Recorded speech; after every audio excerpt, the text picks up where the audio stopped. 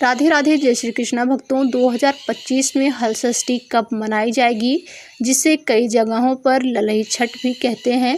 इस बार हल षष्ठी का व्रत कब किया जाएगा, इससे जुड़ी महत्वपूर्ण जानकारियां कौन कौन सी हैं, आज मैं आप सभी के साथ शेयर करने वाली हूं। भक्तों, जन्माष्टमी से 2 दिन पहले रखा जाता है हल षष्ठी का व्रत। संतान की लंबी उम्र की कामना करती हैं माताएं। हर साल भगवान श्री कृष्ण के जन्मोत्सव जन्माष्टमी से पहले हल षष्ठी का व्रत रखा जाता है। इस दिन महिलाएं अपनी संतान की लंबी उम्र की कामना के लिए ये व्रत रखती हैं। इस व्रत को कृष्ण के बड़े भाई बलराम के जन्म दिवस के तौर पर भी मनाया जाता है। हर साल भगवान श्री कृष्ण के जन्मोत्सव जन्माष्टमी से पहले हल षष्ठी, जिसे ललई छठ भी कहा जाता है, का व्रत रखा जाता है। इसे महिलाएं अपने पुत्र संतान की लंबी उम्र की कामना के लिए रखती हैं। हल षष्ठी को अलग अलग जगहों पर अलग अलग नामों से जाना जाता है। इसे कई जगह पर हल षष्ठी या ललई छठ भी कहा जाता है। भाद्रपद माह के कृष्ण पक्ष की षष्ठी तिथि को माताएं अपनी संतान की लंबी उम्र और सुख समृद्धि की कामना करती हैं। पंचांग की माने तो इस साल यह व्रत 14 अगस्त को रखा जाएगा। हालांकि जन्माष्टमी इस साल 2 दिन 15 अगस्त और 16 अगस्त 2 दिन में है। ऐसे में इसकी तारीख में भी अंतर हो सकता है। भक्तों, हल षष्ठी व्रत की नियम की बात करें तो इस व्रत को रखने के बहुत नियम हैं।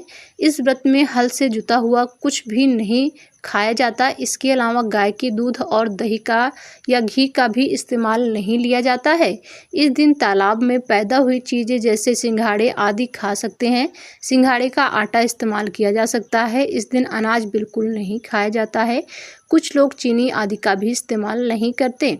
इस व्रत में षष्ठी माता की पूजा की जाती है। उनका दीवार में चित्र बनाया जाता है और 7 प्रकार का अनाज षष्ठी मैया को अर्पित किया जाता है। षष्ठी मैया से संतान की सुख समृद्धि और संतान की लंबी उम्र की कामना की जाती है।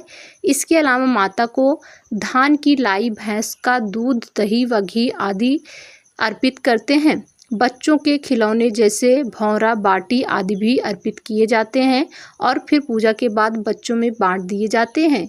यह भी कहा जाता है कि इस दिन हल से जुती हुई भूमि पर पैर तक रखने की भी मनाही की गई है। इस दिन हल से जुती हुई भूमि पर चलना भी नहीं चाहिए और किसी नुकीली चीज का इस्तेमाल भी नहीं किया जाना चाहिए। इस दिन माताएं महुआ और तिन्नी चावल का भोग अर्पित करती हैं।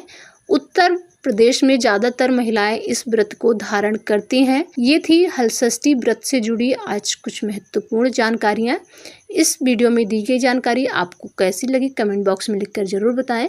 वीडियो में दी गई जानकारी अगर पसंद आई हो तो वीडियो को लाइक और अपने दोस्तों के साथ शेयर करें, जिससे चैनल पर आने वाली सभी लेटेस्ट वीडियो की जानकारी उनको भी मिल सके।